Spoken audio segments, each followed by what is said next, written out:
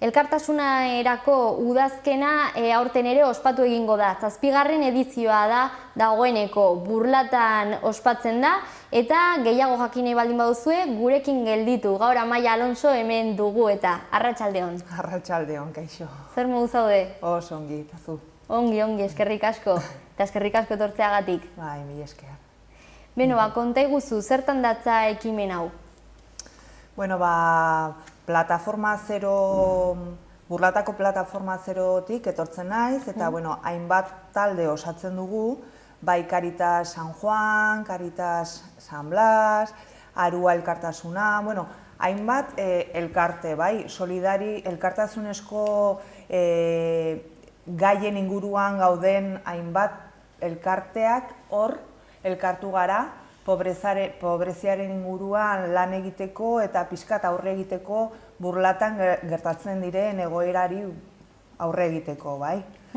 Eta, 2009 urtean hasi zen mugimendu hau, eta lehenengo hori izan zen pixka bat elkarte hauek osatu ziren momentu hura, baina gero ikusi zen beste behar bat, orduan politikarien gana jo genuen, eta beraien laguntza eskatu genuen, eta orduan egin zen komisio misto bat, bai politikariak, bai elkarteak. Eta denboraren poderioz, aldatu zen dena, eta komisio misto hori desagertu zen, eta orain badago beste erakunde beste toki bat elkartzen garena, eta daude gizarte zerbitzuak, politikariak eta gu geu, ez? Orduan, haunditu egin da, eta hor, hainbat gauza eztabaidatzen dira, Burlatan gertatzen diren gertakizunei buruz hitz egiten dugu, eta, pobreziaren inguruan hainbat datuak analizatzen ditugu, miatzen ditugu, eta, horren inguruan gertatzen diren arazoak edo istorioei aurre egiten saiatzen gara. Burlatan zentratuta? Beti Burlatan zentratuta, baina egia da, adibidez, zerbait egiten baldin bada Iruña herrian edo Nafarroan edo lakoetan, beti gure laguntza eskatzen digutenean hor gaude. Elkarlanean aritzen gara Iruña herriarekin eta ingurukoekin. Eta nola gauzatzen da hori egitarau bat dagolako elkartasuna udazken ari dagokionez, ez? Bai, begira, udaletxean sartu ginenetik, politikariek eskatu ziguten gure aldetik ere zerbait egitea, ez? Orduan, duela 7. edizioa izango da aurten, eta horregatik egiten dugu udazkeneko ekintza solidarioak, ez? 7. urtea da, eta egia da oso gauza interesgarriak ekarri ditugula geroz eta interesgarriagoak niretzat, ez? Aurten edo urte guzti hauetan esan nahi duzu? Bai, urte guztietan, ez? Hori da, oso interesgarria, baina aurten oso interesgarria, zertaz emakumearen pobrezia eta emakumea lotu dugu, eta egia da gauza asko ikasten ari garela, eta gonbidatzen zaituztegula etortzera, ze orain hasi berria gara, eta hainbat ekintzak oso gustogarriak izango direlakoan gaude. Eta hor, emakumeak galtzeko edo ez dakit, ze arrisku handiagoa aldu emakumezkoek aldute edo ze... Egia da emakumezkoek vulnerableagoak edo... Bai, posizio okerragoan daudela. Bai, zertaz, bai gerrateetan, adibidez orain izan dugu Judith Praten fotoperiodista da, eta bera ekarri du bere argazki esposaketa Burlatara, oraindik daukagu urriaren 20 arte, eta egia da hor emakumearen papera, gerratearen papera eta espolioaren historiaren atzetikan zer dagoen emakumearen inguruan. Bai prostituzioa, violazioak, agresioak eta konsekuentziak beti dira emakumezkoentzat gogorragoak. Orduan programa dagoeneko hasi egin da, erakusketa hor dago ikusgai? Bai, hasi gara eskola eta bai instituto eta eskolako gazteekin bisita gidatuak egiten, esposaketara oso interesgarria suertatzen ari da, zertaz egia da gaztetxoek ez direla errealitatearen kontziente, hori da. bai. Eta ikusten dutenean hor, eta gainera esplikazioa jasotzen dutenean, Mundu bat zabaltzen da. zelako erreflexioak egiten ari diren. Gainera ni naiz gidatzen ari naizena eta flipantea. Beraiekin asko ikasten dut, bai. Ez dakit, ze nolako ekarpenak egiten dituzte adibidez? Adibidez, koltanarekin adibidez. Gure mugikorrentzako oso beharrezkoa den koltan mineral hori, ez? Beraiek ikusten dute nortzuk ateratzen duten koltana, beraien adin berdineko umeak, nolako kondizioetan eta zenbat diru ateratzen duten horren inguruan, eta, horren inguruan dagoen historia guztia, eta, beraiek hemen ikusten dute nola beti gaude mugikorrarekin, ezakizer, kexaka, beraiek egiten dutena da, hango egoera eta hemengo egoera konparatu eta balantza batean jarri, eta askok daude, sentsibilitate hori ateratzen dutela, eta egia da, konstienteagoak direla, eta errealitatean gehiago pentsatzen, ez? Horren inguruan, pixka bat. Ze nolako sortea daukaten hemen jaioak izanagatik, eta edo hobe esan da ze nolako injustiziak dauden munduan, ez? Hori da. Eta beste refleksio bat egiten zutena da, orain ulertzen dute zergatik hainbeste etortzen diren hona. Zergatik nahi duten handikan atera eta zer nahi duten hemen topatu. Ulergarriagoa egiten zaie haien egoera orain. Eta horrek ere azkenean hemen elkarbizitzan eragina du, hobetu egiten da, azkenean hori kontzienteagoak direlako, jarreren aldaketa bat, ez, suposatzen du horrek. Hori da. Gainera ere, klaseko kideak ere igual ziren afrikar batzuk, Argeliako neska bat, ezakit nongo Mauritaniako mutil bat, orduan beraiek ere esan zuten, posten naiz hona etortzea, zertaz orain ulertzen dute zergatik nire familia etorri ginen ona eta zelako kondiziotan, ez? Oso interesgarria, bai. Eta kasu horretan ere ikertu egiten alda emakumearen papera? Bai, esposaketa horretan oso argi ikusten da, nola gerraten eta soldaduen egoera eta gizonezkoen historia hor nola bilakatzen den emakumeengan, hori bortxaketak, agresioak, haurdunaldiak, violazioen atzetikan, ez? Eta ikaslei erakusterakoan, hori, nola hartzen dute ere... Inpaktoa, emakumeen historiarekin oso inpaktatuta, ze argazki horiek dira oso signifikatiboak, prostituzioa ikusten dute argazkietan, umetxoak beraien amekin... Oso argi ikusten dira. Oso argi, bai. Fuerteak azkenean, irudiak. Bai, egia da, argazki bakarra hola ikusita, telebistan ikusten dugunean azkenean oso ohituta gaude. Baina argazki horren istorioa atzetikan dagoen guzti hori kontatzen dudanean, orduan da beste historia bat. Argazkiaren historia jakinda, asko sakonagoa bilakatzen da. Hori asko gertatzen da, azkenean ikusten dugula horrelako edo pelikuletan azkenean ere fikzioa dela, baina beste ikustea irudiak batzutan kontrakoa egiten du sentsibilizatu ordez, ez dakit nola esan, baina ulertzen nauzu, ez? Baina azkenean horregatik ikertu behar da eta gauzak azaldu eta hau gertatzen da eta behitu. Bai. Eta nola erabaki zenuten aurten horretan zentratzea?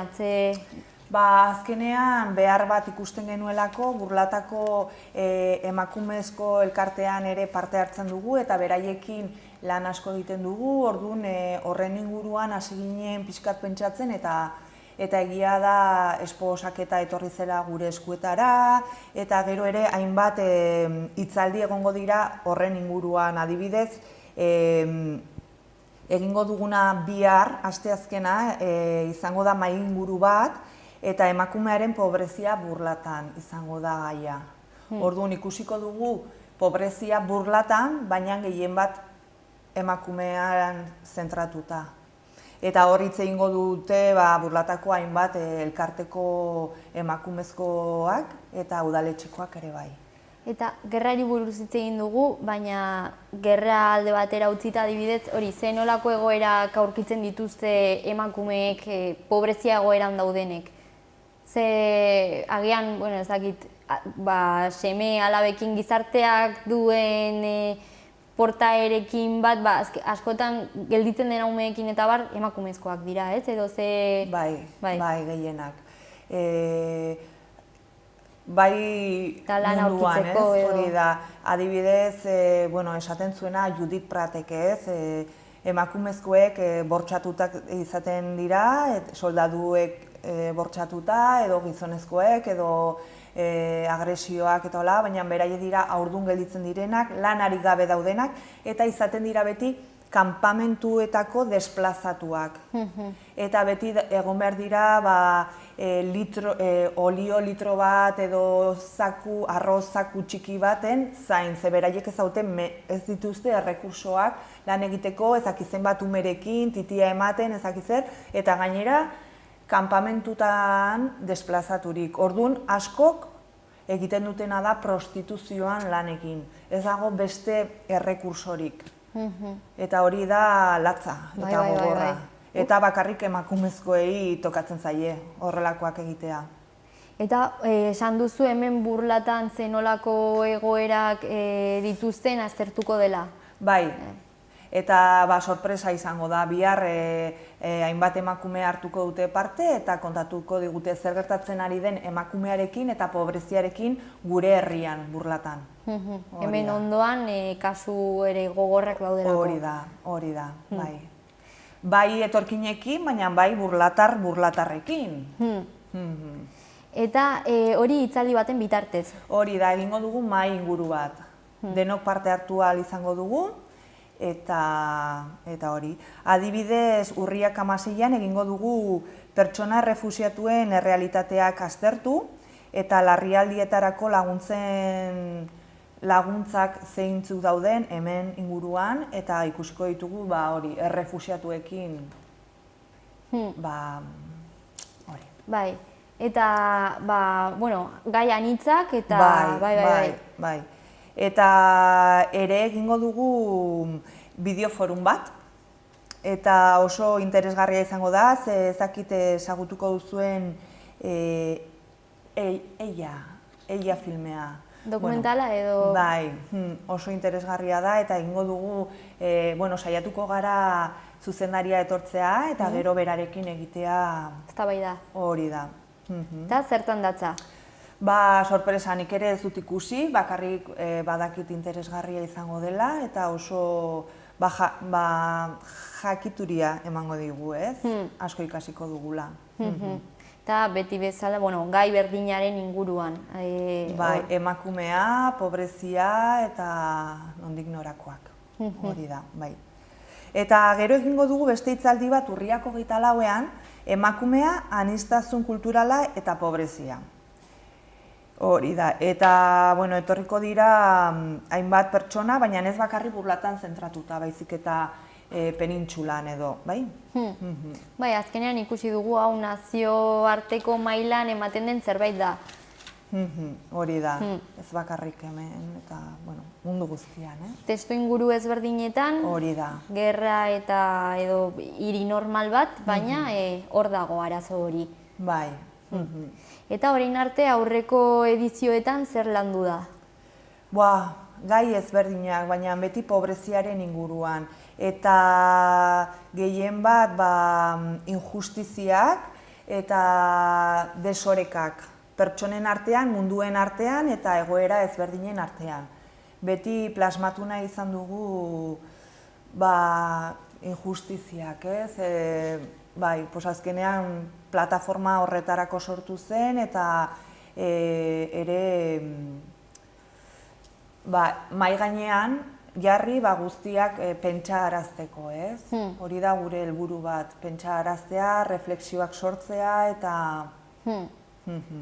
Eta urte osoan zehar, hau udazkeneko programa da, eta urte osoan zehar zer egiten da plataformatik? Begira, hainbat elkarte egiten dugu kooperazio internazionala, eta subentzioen inguruan plataforma zerok ere badu hor... Babesa? Bai, hori da, hainbat elkarte gaude burlatarrak eta horretan ere sartzen gara. Gero ere gizarte zerbitzuetan elkartzen garenean bileretan eta hola egiten ditugula 4 urtean edo, hainbat arazo sortzen baldin badira, hor gaude beraiekin aurre egiteko eta soluzioak bilatzeko eta holaxen. Eta partaideen aldetik bolondresak daude, profesionalak, nork osatzen du, erakunde ezberdinak daude, esan duzu? Bai, plataforma zerokoak denak gara bolondresak, edo nor sar daiteke, testu inguruan murgilduta dagoen edo nor, eta egia da oso implikazio handikoa garela. Ze hor dago kooperazio internazionala egiten dugunok, Caritaseko pertsonak, eta mundu honetan murgiltzen garen pertsona individualak ere. Eta noski, kooperazio internazionalak kanpora joatea eskatzen du? Bai, batzuei bai, eskatzen digu, bai. Hori, hemendik ere lan egin daitekelako, baina hor dago beste gauza hori, horretara ahal behar duzula, hori egitea, azkenean esan duzun konpromesun mail hori hor dago ere. Eta hango errealitatea ikustea ezkenean ez dela erreza eta gai izan behar zarela.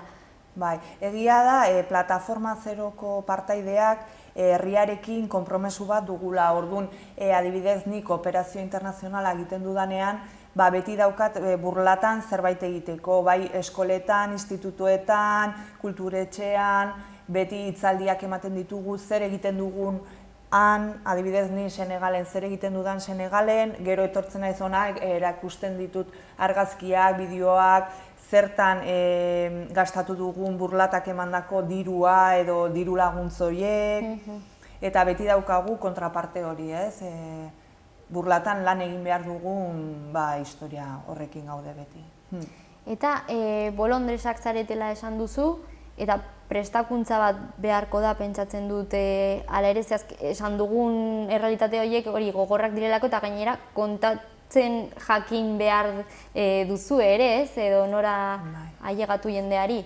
Egia da ez dagoela errekisitorik horretan aritzeko, gara konpromesua hartu dugun pertsonak, baina maite dugulako gaia, lagundu nahi dugulako, horrego nahi dugulako, eta eztabaida sortu nahi dugulako, eta errealitateak herriari esplikatu nahi diogulako.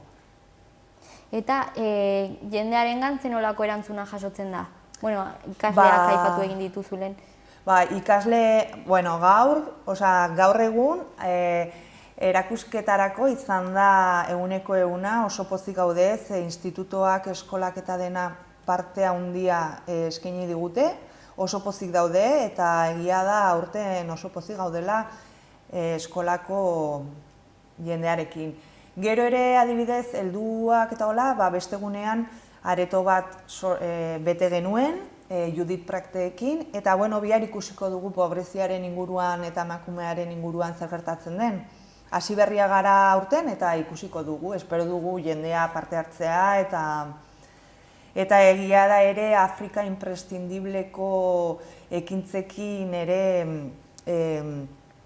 badaude urrian eta orduan pixka bat denatan gaude, ez? Bai Afrika imprescindible eta hemen udazkeneko ekintzak.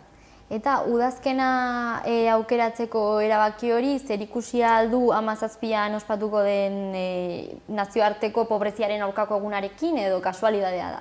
Ez, badauka zer ikusia, gu beti hartzen dugu parte, egun horretan, beti egiten dugu deialdia burlatar guztiei zuzenduta, bai manifestaldia igotzeko eta gero hainbat ekintzetan parte hartzeko, burlatatik beti presentzia handia dago, eta gu horren inguruan nahi genuen kontestu hau udazkenean, ez?